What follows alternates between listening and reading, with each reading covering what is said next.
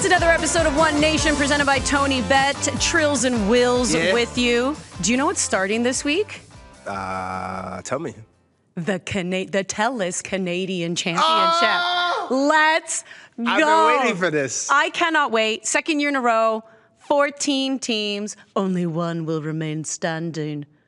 What voice is that? That's my serious. Okay, no, you got me. Only one can lift the Voyageurs Cup. Got it. I know. So we know last 2 years in a row, it's been Vancouver Whitecaps. Last year, Vanni Sartini, shirt off, barrel roll.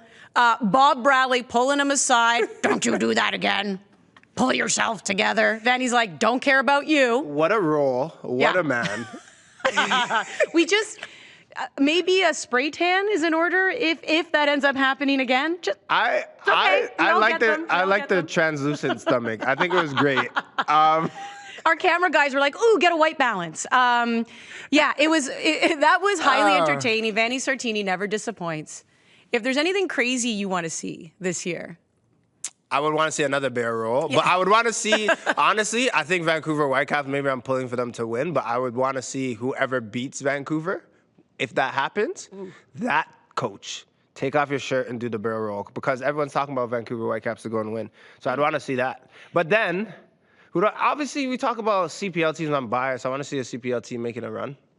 Every year we have this conversation. I know. Ever since the CPL started competing in this in 2019, we've talked about it. Calgary gave us, Cavalry out in Calgary gave us hope when they ended up winning like the first leg and we thought, oh, okay, here we go. Like we're actually going to see a CPL team beat an MLS side. Now we did. It ended up being Pacific after that, a couple years later. But a CPL team making the final, that is something different. I think also, too, because the CPL team has to knock out basically an MLS team before getting there, like on paper.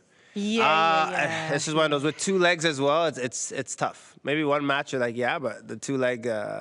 I think it always favors the better team.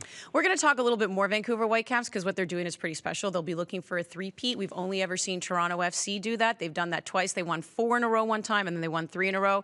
So Vancouver will be looking for the three-peat. However, I want to backtrack just a little bit because it was a few months ago where Major League Soccer made the announcement that their MLS teams, a good chunk of them, were not going to be participating in their national championship, the U.S. Open.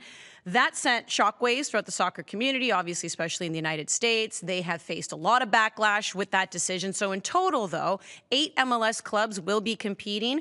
11 MLS Next Pro clubs will be competing. But out of the MLS teams not, Cincinnati, who are your Supporter Shield winners, Columbus Crew, who are your league champions, like you're going to miss out, on these top quality teams who are participating in a pretty old and well-respected tournament. It's your national championship. Where do you side on that? And it's worth noting because immediately I reached out to people I know at MLS who work in the Canadian division, and they said this will not be happening with the Canadian Championship. I mean, mind you, they have 3 MLS teams, but either way, they're like, no, we respect the sanctity of this tournament. There's so much to like about playing the best teams and playing them, the stories that come out of it, the memories that come out of it. For the Canadian, when you're looking at the Canadian Championship, you want to be playing all the best teams. And you get look at the storyline already, even with this season. You get a Simcoe County playing Toronto FC. A lot of players, or a few of them that I know personally, on Simcoe County were Toronto FC Academy kids. And then you actually go and play the team that you've left and you've gone on to do everything. This is the one match you want to be healthy for, that you can't, you literally go to bed, you can't sleep because you're so excited to go and play the next day. You don't get these stories. No one wants to go and play a top side but then get their academy. You want to go and play the best. So obviously the backlash, there's a reason why that's happened, because everyone knows that you want to play the best teams at all times. It's important. And a lot of cases have already been made right down to ticket sales, recognition, the experience of it all, just respecting the tournament as a whole. There is a whole ecosystem there. There's a part of me that, if I were to play devil's advocate, I know why MLS brought it up, because they introduced Leagues Cup. And they don't want their teams playing in all these tournaments and being exhausted and being overworked. I can't speak to leagues. Well, I can speak to both, like Leagues Cup in the States. I can say without a doubt, Leagues Cup here in Canada, from a viewership standpoint, was a bust. Yeah. Apple doesn't reveal their numbers, but I also know that the first year of Leagues Cup can be very deceiving. Even season 2 of the Leagues Cup can be very deceiving because there's Leagues Cup numbers in viewership, and then there's Lionel Messi Leagues Cup, because that's when he joined MLS, was during Leagues Cup. So when you look at the amount of socials for MLS that went up, I think they said they gained like 24 million new followers. Univision did put out that they had like 1.7 something million viewers watching, which was their second most watched, soccer game on their channel. So I know in the States, which also has a huge Mexican population, right? Of course, they're going to watch their Liga MX sides, right? So I can see where MLS is like, this is huge, has a ton of potential, make money. I'm sorry, to people who don't want to have that conversation, but it's make money, money, money, make money, money. Oh, it is. However, do you think there is still an obligation to the higher teams, to the higher leagues, to the other, like the ecosystem of soccer in your country? 100%. Is there a responsibility there? 100%. One, I'll speak about tradition. Maybe it's not the same as if you think about the FA Cup in England, right? This is just something that's been there for so many years. And it's almost an obligation for top clubs to go out and put out their best team or a competitive team to go out and play whoever it might be. So when I'm looking at this, it's bigger than just the stories. It's the fact that you're playing top teams, you're playing smaller clubs, but that chance to bridge the gap just for that one day. That's how big it is. Like, even when I'm thinking my club experience or a cup experience when I played overseas, it was like that one day or maybe 2 days if you're playing 2 legs that you get to play a team you don't normally play. Yeah. So you're on your best behavior. You're putting your best foot forward. And that, honestly, it just permeates throughout that player's career or that club's career. Like, it goes on to the next season. Like, if you think about even in the Canadian Championship last season, TSS Rovers, everyone in 10 years' time, they're gonna be like, I was on a team that beat Valor. Like, just having that step of beating a team that you're not supposed to beat or that is in a different league than you, and you're semi-pro and you're playing a pro team, like, having that experience, it just kind of brings everything together. That was a talking point in Canadian soccer for weeks. Right, just a team that but we'll still talk about it. Yeah, and we'll still refer to that, right? And years come, if there's a big upset, maybe it happens this season. But if there's a big upset, people will be like, "Was that bigger than the time TSS Rovers beat out Valor?" Like, you just want those type of stories, and I think it's so important in Canada. Listen, when Paul Maduka spoke to the media after again Pacific beating Vancouver, and the purple smoke behind him, the Poetic. flags, like the images that came out of that match are things that I still remember. They're things that'll still make highlight reels. To your point, when we're every new year, as we get ready to crown a Canadian champion, it's the stories of the past that create, what we're expecting in the now and even in the future. Of course, they're great stories, and I mean, you can speak to it personally. Yeah, I would like. For one, granted, we got slapped 4-1. I think your husband was on the sideline that game to TFC in 2021. But just that experience of always driving on the Gardner and looking at BMO Field, and I've been there as a fan, but just stepping foot on the grass, like, it was so important. It was one game, like I said, we got bopped. But just having that experience, like going against, rubbing shoulders against players that you look up to or you see, there's no experience that you could put that could replace that. And then even for me now retiring or being retired, when we played Vancouver Whitecaps in the semifinals, by the way, Yorkie and I, no disrespect, but we kind of played a man. We didn't have a striker. Oh. If we had a striker, it could have been a different day. We lost 2-1. If we had a striker, I'm still going to say this, but it was just a beautiful experience going into that match, knowing that you're flirting with a final. And then now just looking back on it, those are the things you think about. It was one day, but I remember going into a Brian White and being like, this guy is farm boy strong. Like, he's not just like normal strong. Like, he's like, I could just wheelbarrow anything. And now I know when I see him play and I see players go against him, I'm like, for one night I experienced that. I thought I was strong. This guy's a lot stronger. Gold, when he fouled me, I was like, it's okay, you can do that again. That's fine. But it's just those moments and those stories. And when you get more of that, even though it's just 14 teams, it's so infectious within this country. And we're kind of building our traditions now. I mentioned England. They've had them for so many years. But having the Canadian Championship and just having 3 teams, it's not what you want. You want more League One teams, hopefully in the near future some CPL teams as well, and you just get a bigger tournament scratching 20 teams, but that's what we want here. You said an important word, and that's tradition. And when we have all these discussions about growing the sport in this country, tradition is what also builds foundation. True. You can't be disrespecting the very things that'll solidify your foundation and that'll make it strong and continue to grow. And I commend a lot of the Americans who were upset over this because you've established a tradition, and it's insulting to them because you're saying their national title means nothing.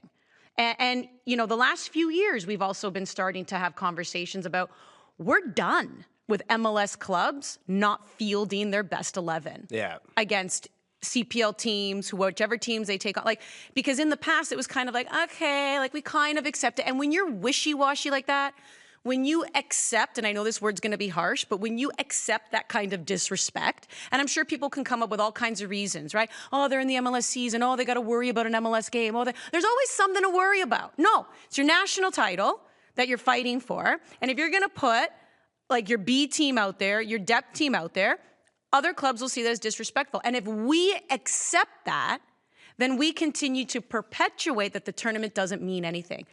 And we're done with that, Jordo. We're done. We're done with that. You've been preaching to me, and I agree. But even watching the matches last season, there's some changes as well. But I remember Vancouver Whitecaps going to York Lions Stadium and playing York. And was it their strongest team? It was a strong team, and their big dogs got subbed into that match as well. It was, and even asking Vanni Sartini, I could specifically remember before the match, it's just like, we want to go out and win this thing. It's not like, oh, let's just get by. You want to go out and be your best self because that was a double for them, and you want to go and do a three-peat for Vancouver. But I think now, too, the margins, I think it needs to be said that they're not as far as people would think. Of course, the three strongest teams going into the Canadian Championships are the three Canadian MLS teams. But I don't think they're that far off from a Calgary or a Forge or even Halifax Wanderers. Like, you're looking at these teams, if you can catch a wave a little bit and you can be a bit smarter on the day and not so naive, these will be close matches when we're going into it. But let's talk about the Whitecaps, because I think a lot of people are still pegging them to be the favorites. They're the top MLS Canadian team right now, between CF Montreal and Toronto FC. And you have to remember, going back when they were beaten by Pacific, that was Dos Santos who was the head coach. He ended up getting relieved shortly after. That's what had Vanni Sartini step into that position. Vanni Sartini fully understands that was the nail in the coffin. Yes. And what led to the turnaround for Vancouver. He knows he got the head coaching job because of what ended up happening in Pacific, against Pacific in the Canadian Championship and the firing of Dos Santos. He stepped on it. So he understands the importance of it. And of course, turnaround, they're back-to-back winners. Are you favoring them to three-peat? Yeah, I think so. Well, but obviously there's a journey that needs to take place and see how they do. But I just think they have the depth. I also think they're familiar with success in this tournament off of recency bias the past 2 years. But yeah, I think they've strengthened their team. And when I'm looking at Toronto FC, if I had to put Vancouver Whitecaps against them for two legs, I think Whitecaps are coming out on top. The final that I could see is CF Montreal and Vancouver Whitecaps, basically a repeat of last year. I could see that happening. But I like the story. Like you said, there's only Toronto FC that have done it, a three-peat. And then kind of with Vancouver Whitecaps, if they get that in the bag for the season, I believe they'll make playoffs. But that is just already a successful season. If you can get the three-peat, go into playoffs, maybe, hopefully you don't get a LA Galaxy the first round. You get someone else and maybe make a run. I think it would be a successful season. LAFC, that's who gives Vancouver the hard Yes, sorry. I said Galaxy. FC. So technically, a CPL team has been in the final. That was a pandemic year, as we know, Forge facing TFC. But like in a proper world, no CPL team has gone through like preliminary and quarters and semis and made it to the final. Do you think we could see an upset, though, if we're talking MLS teams, right? Because it's always been either Vancouver, Montreal, Toronto. Toronto, are they the weakest of the three MLS clubs? And can I just like hot take Andy right now? Could Simcoe County Rovers do some damage against TFC? Respectfully, no. That's a hot. I know that's a. No, you know what? The ball is round. That's what my dad always says. I guess I could roll anyway. Yeah, the ball's round. I'm like, okay, cool. Okay. But yeah, like Toronto FC, that should be a comfortable win. Okay. I think when you're looking at this bracket, though, Andy, what intrigues me the most is how the stars have aligned for Pacific FC, because they have the first round, should win.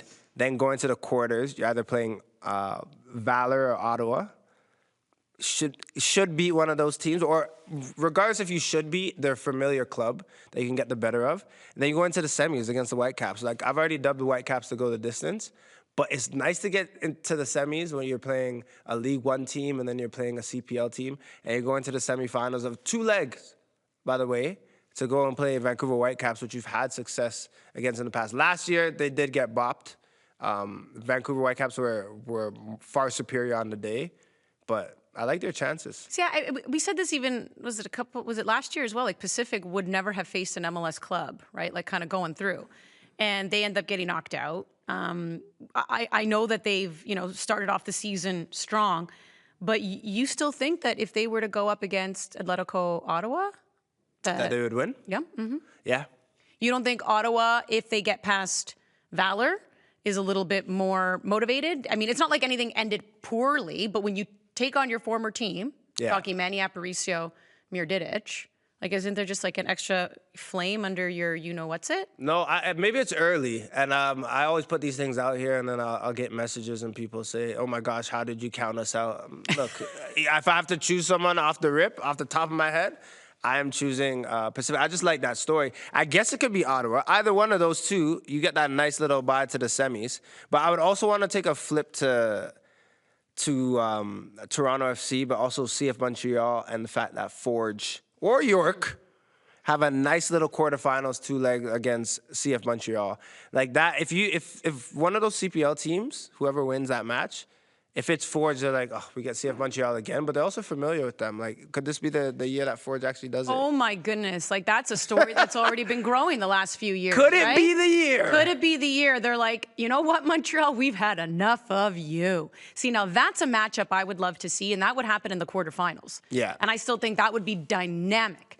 I Never think mind the final, but like a Forge CF Montreal, not being able to get, like, they're oh so close. They went the distance in the PKs. The goalkeepers are shooting, but like Montreal's always managed to get the better of Forge. Like, I want to see that rematch. I 100% want to see that rematch. And you know what you got to say to people when they're like, you count us out? 14 clubs, only 1 win. That means, honey, 13 are getting knocked out. Well, what you want? Yeah. What you want? What you want? I think with this though, Trills, I think CF Montreal, if it is Forge, I can't count out my former club, York United, because it is one match against Forge. Maybe it goes to pens. Maybe York is superior on the day. But regardless, I think the 2 legs, the 2-match series, would favor Forge as well. Playing at Tim Hortons Field, seeing them a couple weeks ago on their opener, and just the way that they looked at home, getting the over 7,000, it seems like a place. It seems like it could be a fortress this year, and last season it was not. So I kind of like the odds. Yeah, and there's a ton of great matchups to get things going in the preliminary round, and then potential matchups in the quarterfinal. Remember, Vancouver Whitecaps, CF Montreal, they get buys into the quarterfinal. It is worth noting, preliminary round, single knockout. Quarterfinal ends up being a 2-match series. Semifinal, 2-match series. And then it's the one and done, the final. The 2 teams. See who wins there. Look at that. Very exciting.